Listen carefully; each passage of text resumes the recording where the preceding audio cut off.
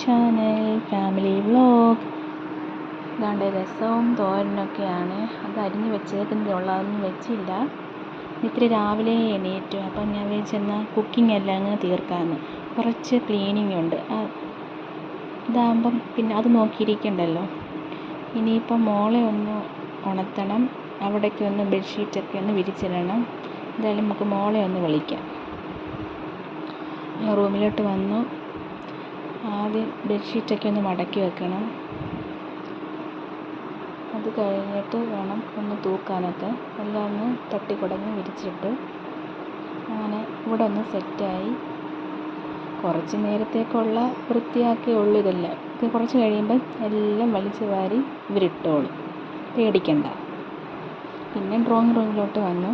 അതെല്ലാം ഒന്ന് അടുക്കി പറക്കി വെച്ചു, തൂത്ത് എല്ലാം. അവിടെ ഇവിടെയൊക്കെ ചെറിയ ചെറിയ വല കെട്ടി തുടങ്ങി. അതെല്ലാം ഒന്ന് തൂത്ത് തുടച്ചിട്ട്, തുടച്ചില്ല, തൂത്തതേ ഉള്ളേ.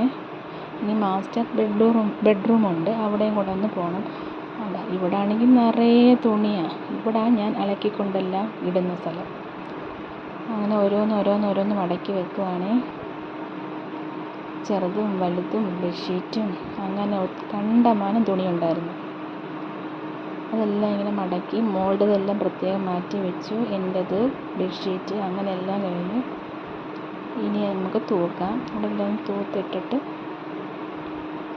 ഇതിലൊക്കെ ഒന്ന് തൊട്ട് തൂത്തെല്ലാം വൃത്തിയാക്കി. കട്ടിൻ്റെ അടിയും എല്ലാം ഒന്ന് ക്ലീൻ ചെയ്തേ. എന്നാൽ പിന്നെ ഇത്രയേ ഉള്ളൂ ഗൈസ്. ബൈ.